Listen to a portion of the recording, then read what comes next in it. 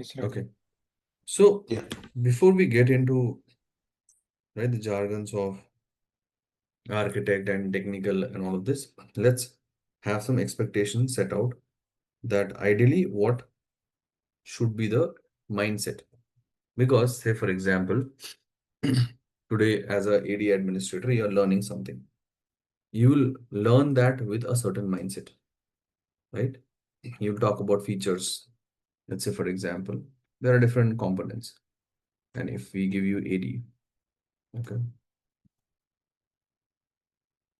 there is a layer that you will think about, okay, which is more around features or maybe groups creation, a lot of the activities based. Okay. When you talk to a product leader or a product manager, they will be more focused on what it has and what it should have in the future. Product, what? Little bit above. From a business perspective, if you see a business leader, okay, for them, mainly pricing and how this is going to avoid your risk. Okay. Now, when you talk from an architect perspective, the architect should be the one, right, who should be able to primarily have the mindset of getting this business requirement, working with the product in delivering a particular solution, which will later be implemented on a feature wise by the engineers. Any question from anyone so far? Again, hope the pace and the tone, everything is fine, right? For all of you. Yes. Yes, Ravi. Okay, fine. The other thing which we'll definitely be discussing in the session, right, is a very key skill that I'll talk about. So today's session is more about just giving an overview and understanding of an architect, and also Satya, uh, Amit, right? I know you both are currently working as an architect. Anywhere, feel free to add your inputs also, because one of the important part of this course is interaction and making sure that we are sharing our knowledge and people who are new, let's say not worked as an architect, if I would say like Sunita, Movin, right, or Harshit, make sure that you are into this. Okay, you come, use this as a playground to make the mistake, and if you are unable to think, try to practice here, and then go and immediately, right, start utilizing it.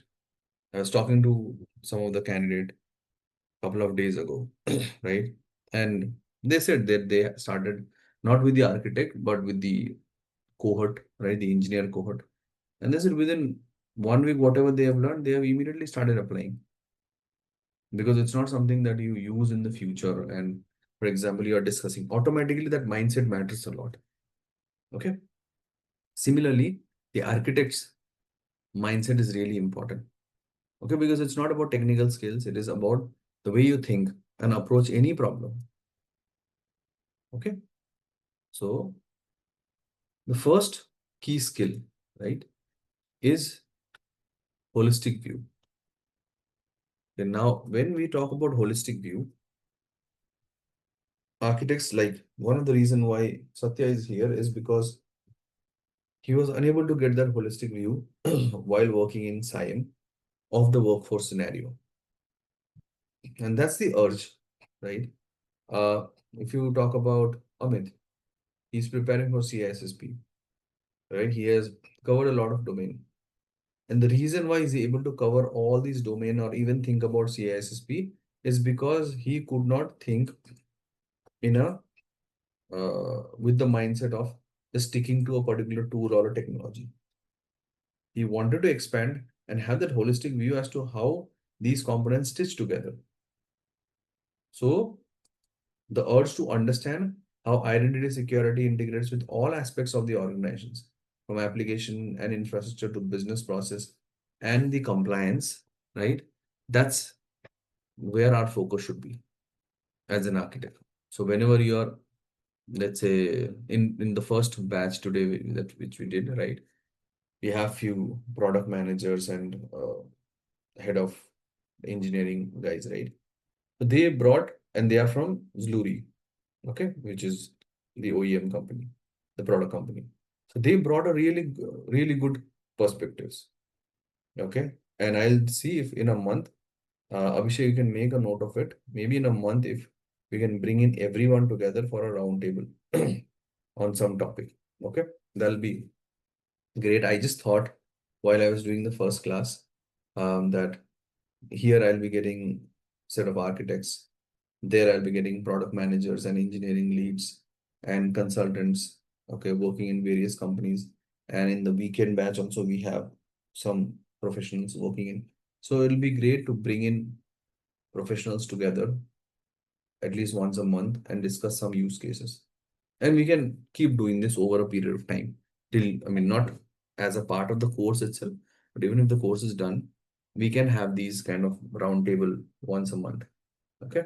So that's where the holistic view comes into picture. The second thing is strategic thinking.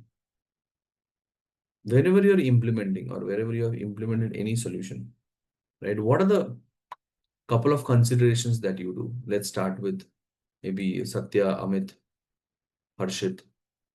What considerations do you do whenever you have been asked to implement any solution? SIAM, IGA, PAM, anything. What first comes in your mind? Try to gather more and more information, like what is the requirement, Mhm. how I many. would say scope. Okay, about scope, requirement gathering, both fall under the same bucket, right? What is the scope, and based on that scope, Yeah. how do you gather the requirement? Okay. And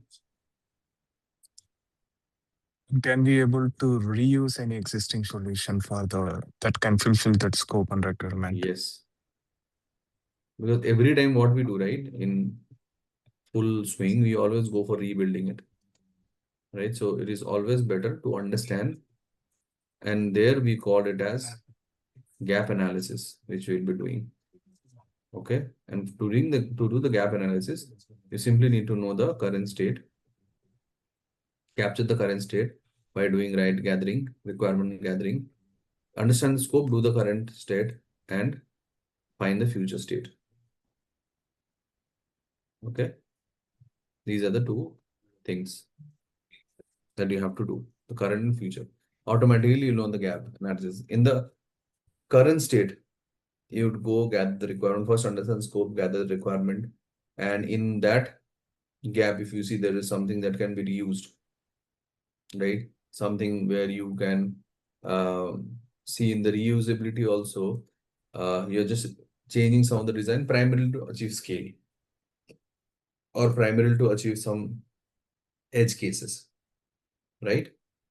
So here, in all these discussions, we'll never talk about the vision, the revenue, like how do you go and click on these buttons. Those discussions are very like towards the end. These are the actual discussions you have on a regular basis. Okay. Then, because we are identity professionals and we manage identity system, one thing that we should have in mind always is the risk. Every time you need to think that something could go wrong at any point in time. So we'll definitely discuss how do we fix them, how do we protect them, and all of this. But risk-based approach is a very important consideration that we have to do. You have assets, you have different gaps, vulnerabilities on different systems, right? How do you assess each one of them? How do they fit in together? Which one to prioritize first? But everywhere you're just considering the risk component. And the fourth one, very important, which we all have to develop as a part of this training also, is communication and collaboration. One thing is just to kind of feel free to stop me at any point in time, share your inputs, what you feel about the particular topic. and then we interact and move forward, right?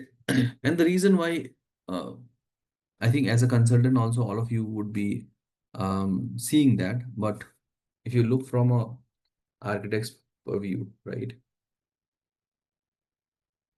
you have to talk to like business owners with zero technical knowledge, right?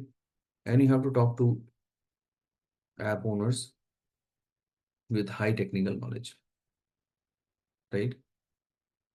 So now imagine if this person lacks communication and collaboration whenever there are requirement gathering, because there'll be issues also, because the more they build the platform, the more they own the platform, right? So that's where they are effective communicators and collaborators.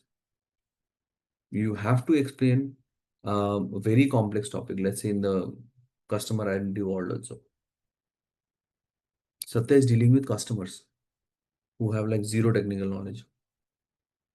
So in that case, how will he put that whole, and sometimes the business owners that are managing those customers are also in that same boat. They have no idea. They will just understand when you are showing them something through diagrams and all of this. That is also one way you have to explain those complex topic into simpler ones. Then what you guys are already doing is continuous learning. In this like landscape where things are constantly evolving. Okay, like I think AI was not even named a couple of years ago. Now it's everywhere. Okay, so similarly, how do you ensure that you know that AI? So continuous learning is one outside domain, but inside domain also you need to understand what protocols have come into picture, how people are solving external ID problem, how they are solving the customer identity problem. All of this. What are the new things you have learned on the workforce IAM? Everything has to be thought through properly. Okay, and to do that, the goal, the base here is continuous learning.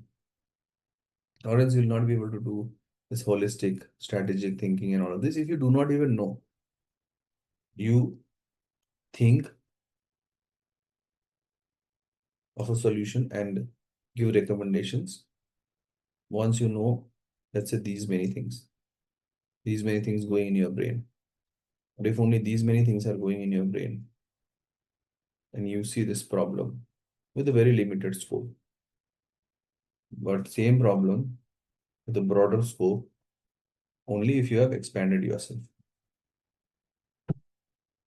Okay. So I'll just go back to a diagram which we can discuss on how an architect sitting at the center and what are the different personas and how they interact with each other. But so far, any questions from anyone?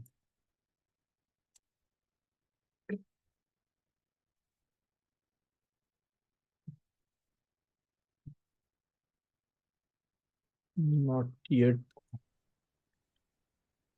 Okay.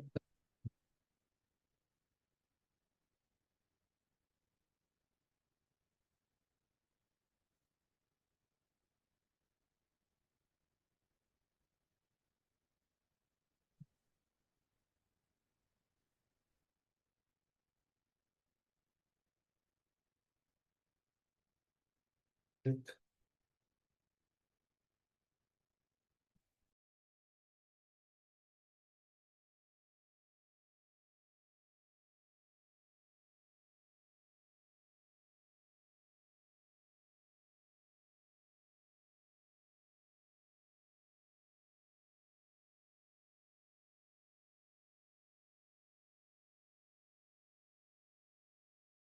Ravi sir, you're on mute. No, I'm not saying Okay. anything. I'm just looking for the document.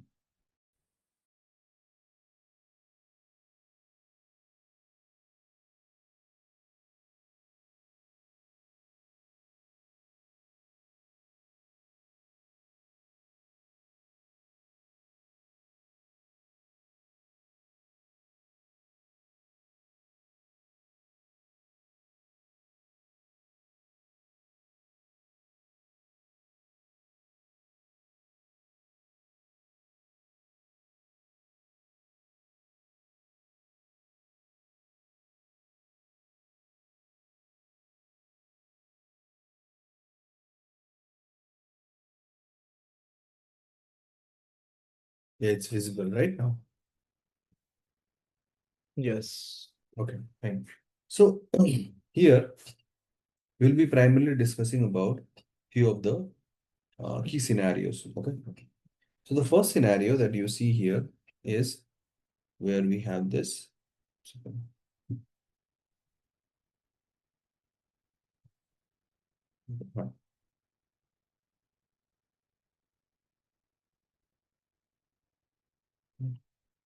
Where you have this architect. So this is an architect primarily, and there are different personas. You have an engineer persona, you have a customer persona, product leader, product owner, product manager, and a business. So let's start from here. What are the type of business personas you have worked with? One definitely is your reporting manager. That's where you get the requirement. Any other business personas that you have worked with? Any one of you?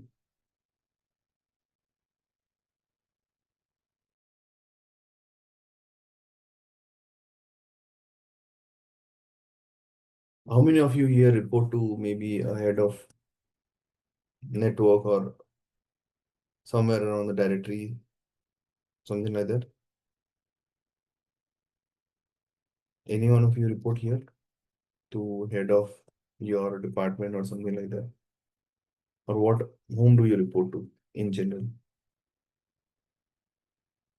Usually to either manager or client. Okay, from a client perspective, yes, that is another persona. So here, the whole scenario is depicted primarily where you have an organization, okay? And let's say, I'm not sure if any one of you here are working in a captive company, but let's say a retail company, Walmart. Okay, Walmart for their own set of, like Walmart will have employees, right? Have app owners who will be managing different set of applications. They'll have contractors also, partners, suppliers, customers. These are managed by different set of people. Okay. And all of this can be a customer persona. Customer in sense you are actually serving or building for that particular person for this whole IAM team. Okay, which consists of an architect, engineers, sometimes optionally product managers also. Okay. But do you think this architect can go build anything and everything for this customer if they ask them to do? Can they build anything? They will require a team. No, even if let's say they have a team, Mhm. and this guy comes and says the customer that we need a certain flow for which definitely a tool is required. Can this guy go and purchase and then like bring a tool and onboard and integrate and give it to them? No. What is missing here? Even if this guy wants to do work, who should be the driver there? Project sponsor. Sponsor, and that's where comes this business, right? Yeah. So the primary purpose of the business, right, is to give the business requirement and have a clear alignment of organization goals. Okay. And if you see, I'll talk about the mindset. Business mindset are mostly around growth. How do you grow the company? Where is the vision of the company?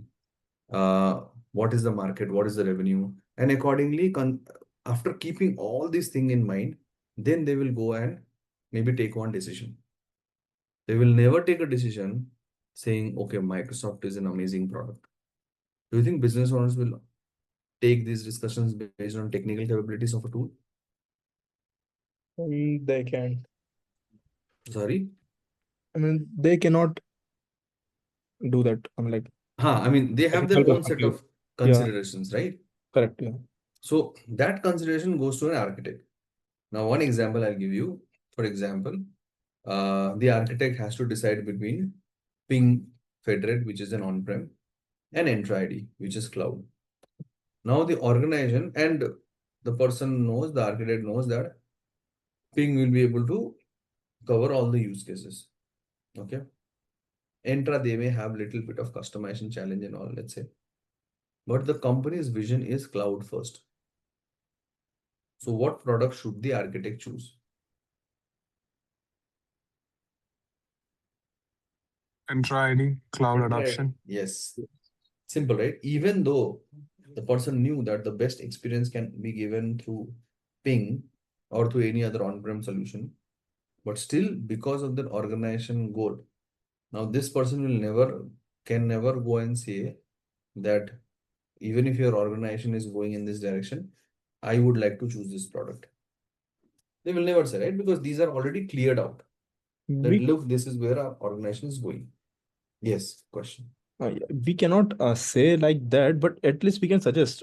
We can prepare the pros and cons of both the products, and then we can suggest that the on-prem is more beneficial than the cloud one. But still, at last, it will be customers' decision. So my experience, Amit, you are correct. My experience, right? Whenever I've done that, and we can hear from others also, is initially this was like quite a while ago, 4 or 5 years ago, when I used to work on a lot of these requirements. I had a missing gap of not understanding the actual core business requirements clearly. I had a gap there. Okay, so for me, every problem I used to solve with a certain set of things that is available in the market. For me, the driver of what should be there to solve was market. Okay, like outside and go and then give the best. And every time I have come, my success rate of project approvals were 20% only. Okay, even though there were really good solutions around. But later on, when I started understanding, I used to talk. And initially, right, the managers and all used to skip saying, well, we may have to push this a little bit later and all. And then it went on and on and on. And a lot of the projects never got approved. And then I started understanding that even if it's the best solution, but if organization is not aligned, because eventually revenue comes into picture. What is the ROI? From a business perspective, everything you put has to have an ROI. Okay. And we should understand this. Not every product that you have put, it is something that from an architect perspective, from an engineer perspective, product owner, you're solving a compliance problem. You're solving a security gap. But business will not look it in that way. For business, simple. There is a, let's say for business,